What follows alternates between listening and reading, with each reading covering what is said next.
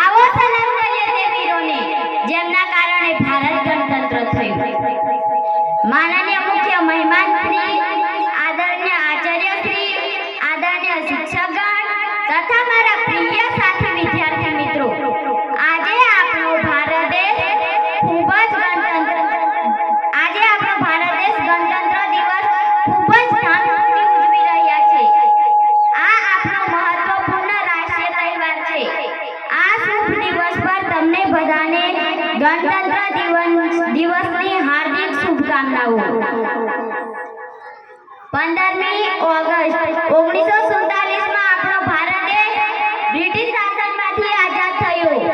આઝાદી પછી આપણા દેશને સારી રીતે ચલાવવા માટે કોઈ નિયમ કે કાનૂન ન હતા। તે સમયે ડોક્ટર બાબા સાહેબ આંબેડકરના નેતૃત્વમાં સ્થાપિત સમિતિ દ્વારા 2 વર્ષ 11 મહિના અને 18 દિવસોના અથાગ પરિશ્રમ પછી ભારતનું સશક્ત બંધારણ તૈયાર કરવામાં આવ્યું। 26મી જાન્યુઆરી 1950માં આપણા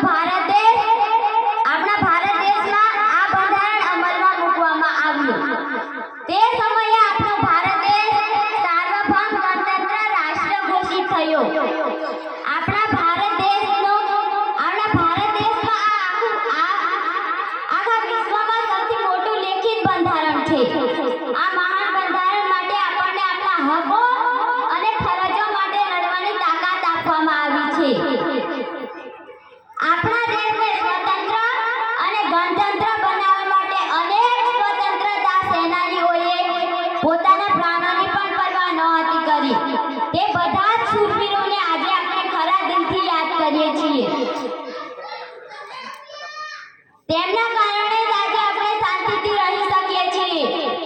આઝાદીના આટલા વર્ષો પછી આજે પણ આપણા દેશના વીર જવાનો પોતાના પ્રાણોની ચિંતા કર્યા વગર દેશની સીમાઓનું શત્રુઓથી રક્ષણ કરી રહ્યા છીએ।